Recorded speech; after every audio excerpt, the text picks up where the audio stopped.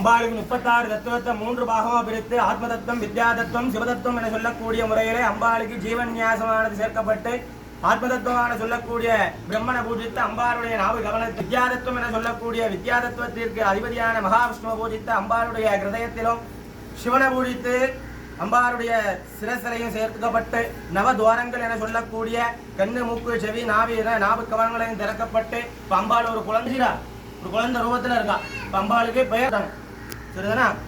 ஆரம்பம் முதல் முடிவு வரை உள்ள சுவாமி பேரை சத்தமா நீங்க சொல்லணும். அதை கேட்டு எல்லாரும் சத்தமா நம்ம சொல்லக்கூடிய நாமமான சுவாமிகிட்ட கேட்கணும்.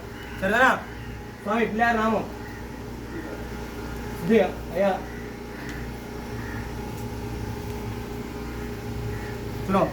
சித்தி விநாயகர் சத்தமா சொல்லணும். அதை கேட்டு நீங்க எல்லாரும் சத்தமா சொல்லணும். சித்தி விநாயகர், சித்தி விநாயகர், சுவாமியே நமஹ.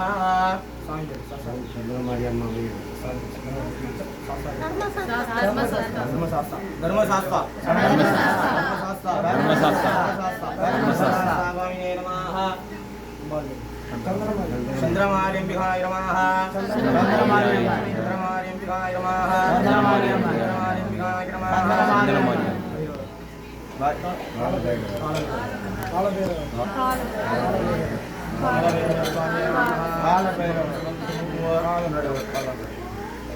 அம்பாளுக்கு வந்து வாக்கு கொடுக்கணும்.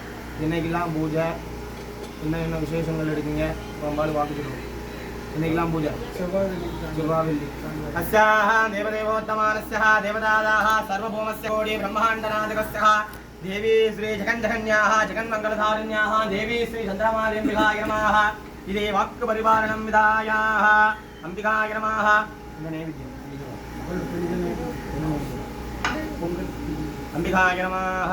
வெள்ளி செவ்வாய் இது अंबिका प्रद्यमान शुद्धान्न नैवेदन उंगल नैवेदनादि पूजकालादि இது விசேஷதः விசேஷ பூஜை உண்டா? முன்னாடி வாங்க சித்தி. அம்பாளுக்கு இதே நாள்ல இதே நட்சத்திரத்துல வருஷம் வருஷாபிஷேகம் பண்ணணும். அம்பாளுக்கு இது பிறந்தநாள் மாதிரி இதுதான். 48வது நாள் கேட்கணும். 48வது நாள் அம்பாளுக்கு மண்டலாபிஷேகம் பண்ணி அம்பாளுக்கு பூர்த்தி பண்ணிடணும்.